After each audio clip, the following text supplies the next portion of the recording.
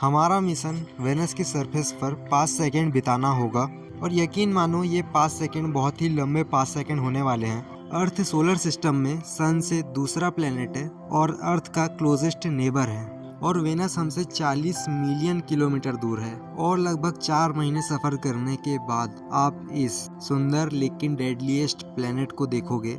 Venus और अर्थ आज से लगभग 4.5 बिलियन ईयर पहले सौरमंडल के ही एक कोने में फॉर्म हुए थे और वेनस और अर्थ का साइज और ग्रेविटी भी सेम है। लेकिन जब बात करते हैं हम इसकी सरफेस की, तो हम तो अर्थ की सरफेस पर रहते हैं, इसलिए हमें पता है कि यहाँ लाइफ है। लेकिन वेनस की सरफेस बहुत ही भयानक है। ये हम इसलिए जानते हैं क्योंकि हमने प्रोब्स भेजे थे वेनस की सरफेस पर। कुछ प्रोब्स ने वेनस को ऑर्बिट किया, कुछ प्रोब्स वहां से फ्लाई करके चले गए और कुछ प्रोब्स ने उन पर लैंड किया। लेकिन लैंड करने के बाद भी वो ज़्यादा देर वहां टिक नहीं पाए और इसकी जो वजह है वो ये है कि वहाँ की हीट बहुत ही ज़्यादा इंटेंस है। वहाँ का एटमॉस्फेरिक प्रेशर भी बहुत ज़्यादा है अर्थ के कंपैरिजन में। एसिड क्लाउड्स है जो कि एसिड रेन करते हैं। अब क्वेश्चन ये आता है कि उनके साथ क्या हुआ।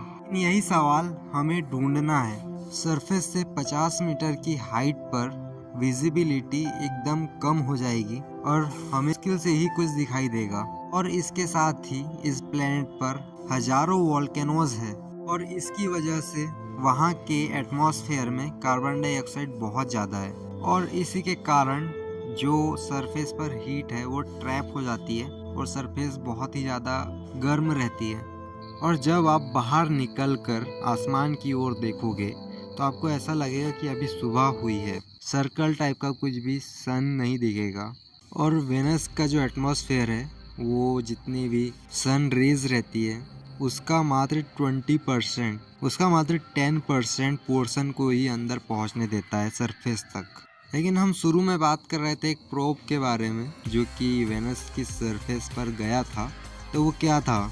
तो एक सोवियत प्रोब था जो कि 1981 में भेजा गया था और इसने वेनस की सरफेस पर लैंड किया था और इस स्पेसक्राफ्ट ने 127 मिनट तक झेला था उस एटमॉस्फेयर को और या सरवाइव किया था उस एटमॉस्फेयर में।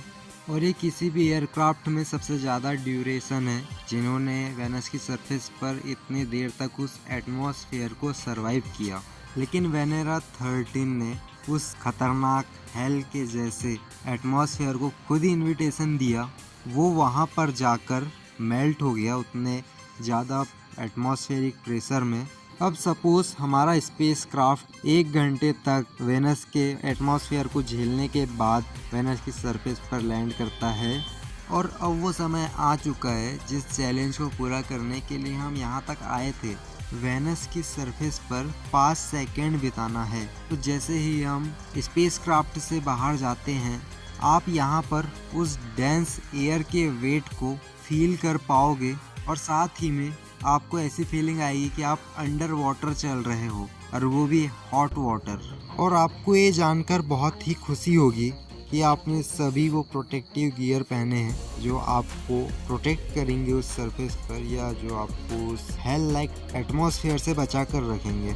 और जैसे ही आप आपके थर्मोमीटर के ऊपर देखोगे तो आपको देखने को मिलेगा कि वहाँ का टेम्परेचर 475 डिग्री सेल्सियस है और इतना टेम्परेचर एक लेड तक को पिघलाने के लिए काफ़ी होता है। लेकिन आप यदि इन सब चीज़ों से बच भी जाते हो और कुछ कदम और आगे बढ़ाते हो तो आपको ऐसा फील होगा कि आप समुद्र के बहुत गहरे पोर्शन में हो। इतना ज़्यादा प्रेशर आपके ऊपर अप्लाई होगा और यदि आप आपके स्पेस क्राफ्ट तक नहीं पहुंच पाएंगे तो ये आपके लिए डेडलीस्ट होगा।